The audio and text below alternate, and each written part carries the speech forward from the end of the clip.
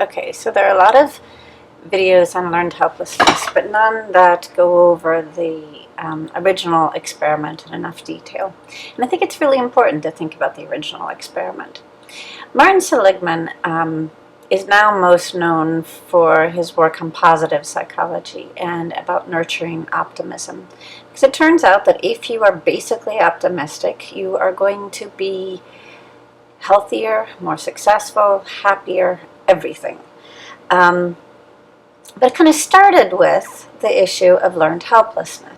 So first of all, the experiment was originally done in 1967 called the Failure to Escape Traumatic Shock. By the way, this and the original Bandura study are in the Hawk book, and I will talk a little bit more about them later on. But in this study, Seligman used dogs. His control group went immediately to the testing situation. But he had two other dogs, one that had control and one that had no control. Basically, they were kind of yoked together so that one dog, by moving his nose, could stop the electric shock when it came. And the dogs learned pretty quickly to stop the shock. But the dog yoked to him got exactly the same amount of shocks, but had no control. So when we went to actually test these dogs later on, 24 hours later, all the dog had to do was jump over a little partition. The control group was able to escape 90% of the time. But the escape group, basically our optimistic group, was able to escape 100% of the time. The no escape group, however, was only able to escape 25% of the time. And the description is rather painful, because what they describe is a dog sort of walking in a circle and laying down on the floor and whining, because the dog really could not understand, didn't believe he could get away. Now it's interesting because the Bandura study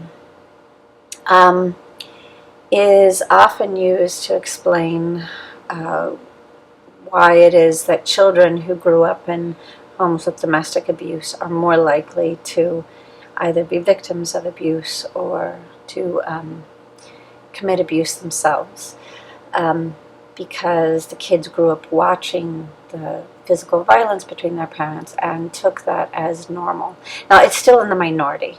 It's just that these children are more likely than children who aren't raised in a setting where they see such violence.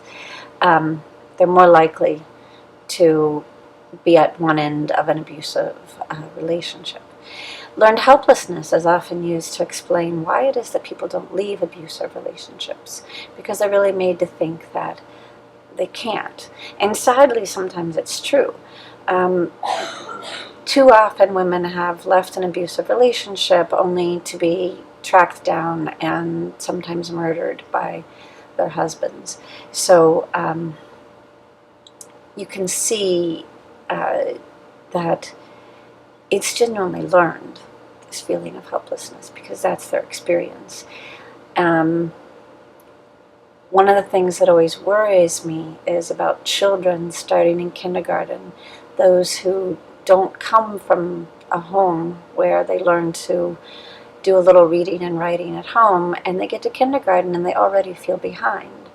And that sense of, I can't do this, can, of course, affect people of any age. In fact, I suspect a few of you have it about math. I talk to an awful lot of students who have a bit of learned helplessness when it comes to math.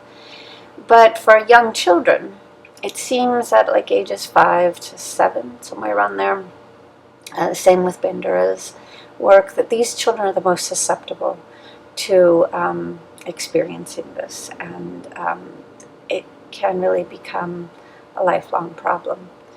So these are two types of learning that are similar to classical and operant conditioning in some ways, but they really take a different direction because they focus on how the frame of mind is really important.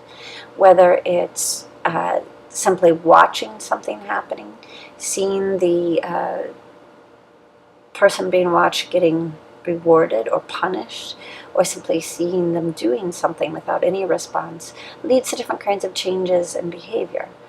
The same thing with learned helplessness, where it's really about that state of mind, that feeling of, I couldn't do anything about it before, so I can't learn now. And the way that attitude stays and doesn't go away. Both of these are cognitive models, because we need some sense of thinking in order to explain these two types of learning.